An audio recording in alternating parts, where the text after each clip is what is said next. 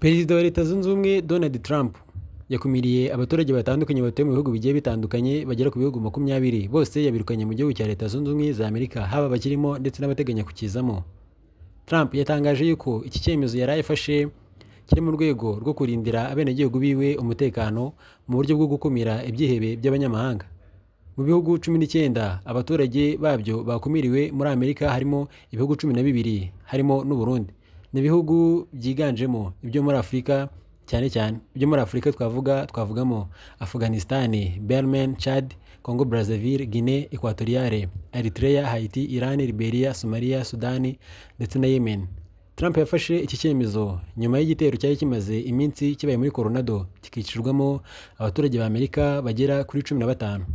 Inyandiko yashyizwe hanze na Perezida wa Leta Zunze Ubumwe za Amerika Donald Trump ivuga yuko hari ibihugu 7 abaturage babyo yakumiriye muri Leta Zunze Ubumwe za Amerika kuko bateje ikibazo gikomeye cy'umutekano mukeya muri leta zigiye zitandukanye. Ibyo twavugamo nk'abaturage b'u Burundi, Cuba, Sierra Leone, Togo ndetse na Venezuela. Trump yakumiriye abaturage babira bihugu muri Leta Zunze Ubumwe za Amerika mu gihe ubutegetsi bwe busanzwe bufite gahunda yo kwirukana mu gihugu cyiwe abimukira babarirwa muri za miliyoni bo mu bihugu bigiye bitandukanye.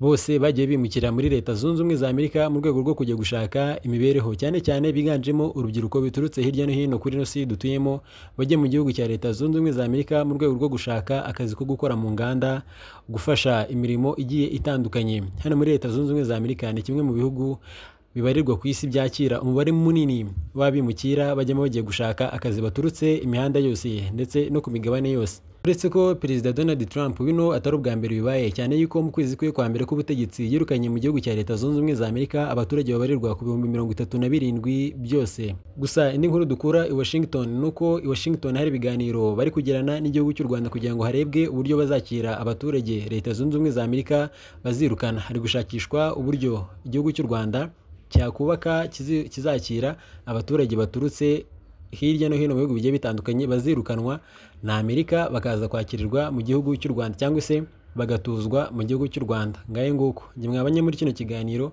nitwa Mazimhaka Birori Prince, muhawe ikaze kuri uno muryango mugari w'ibyegeranyo ndetse n'ibiri kuvugwa hirya no hino kuri ino si dutuyemo. Gusa nimbona n'amashyashya kuri uno muryango nagusaba gukoza subscribe cyangwa se abone, ni ijambo ryanditse munsi ya video yawe. Ukimara kurikanda birahagije kugira ngo inkuru yose tuzakora ubutaha izakugereho uri uwa mbere kuri uyu muryango mugari w'ibyegeranyo ndetse n'ibiri kuvugwa hirya no hino kuri ino si dutuyemo. Ibihe byiza kuri wowe ubikoze, Uwiteka abahire. Amafaranga n'imigisha, impagarike n'ubugingo nibyo duhora tubifuriza iteka ryose. Ibiganiro byacu nakagaruka, murakoze cyane.